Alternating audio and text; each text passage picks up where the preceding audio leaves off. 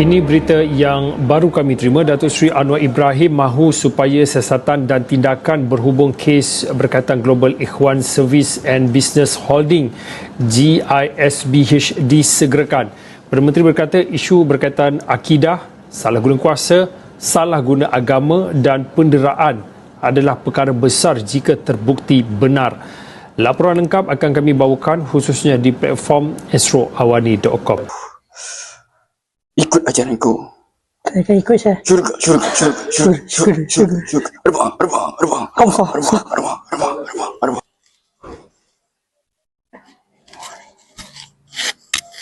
Apa dia orang buat tu? Macam salah je. Dia kena laporkan ni.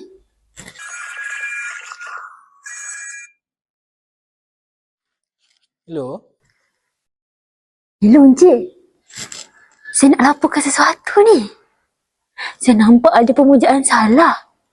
Ya, depan mata saya. Ada 2 orang ni. Ya, dekat Masjid Alibaba. Datang cepat. Baik. Saya ambil maklum. Nanti saya akan buat serbuan ya. Terima kasih atas makluman. Baik Cik. Terima kasih. Baik, sama-sama.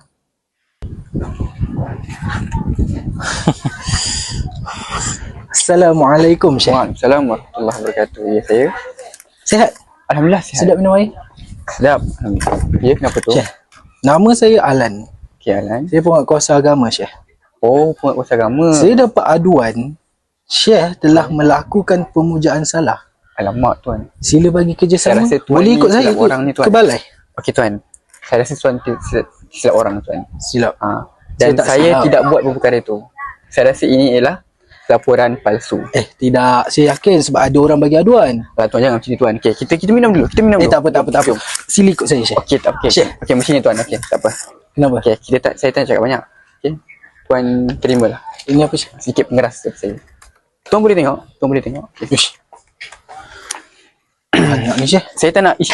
Saya cuma nak tahu cukup atau tidak. Ish. Itu saja. Cukup? Kalau macam ni cukup Syekh. Senanglah kerja saya. Okey, baik. Senang kerja awak, senang kerja saya. Betul. Baiklah, saya anggap kes ni tak dibawa ke mana-mana. Okay, baik. Kita kosong-kosong. Alright. Okey Syekh. Okey. Terima kasih. Okey, baik. Assalamualaikum. Waalaikumsalam Syekh. Banyak dari aku. Ay, macam pelik lah pula. Kenapa penguasa tu tak tangkap tadi? Ini mesti kes makan rasuah.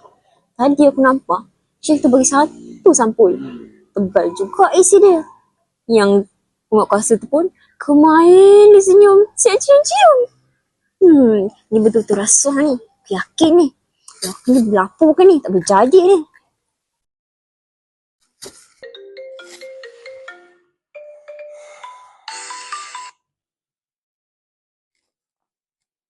Hello, ya. Hello? Ni pegawai SPM ke? Saya bercakap. Saya nak laporkan ada satu kejadian rasuah depan mata saya. Baru je. Ya. Ada unsur memberi dan menerima. Banyak duit saya ternampak tu, Cik. Okey. Kalau macam itu, nanti saya arahkan pegawai saya untuk tangkap orang yang memberi dan menerima rasuah tu. Baik. Terima kasih. Baik, sama-sama. Hikmat nasihat. Rasuah ini telah menjadi satu normalisasi di sebahagian masyarakat negara Malaysia. Perbuatan rasuah ini tergolong daripada pemberi dan penerima rasuah. Jadi ia menutupi perbuatan rasuah dalam kalangan masyarakat kita. Menurut Seksyen 117A SPRM 2 terdapat 4 kesalahan dalam rasuah, iaitu yang pertama, menerima rasuah, memberi rasuah, tuntutan palsu dan salah guna kuasa. Jadi, marilah sama-sama sebagai rakyat Malaysia yang prihatin, marilah kita memerangi rasuah dan kita membantras agar sifat integriti dapat diterapkan dalam setiap masyarakat. Sekian, terima kasih.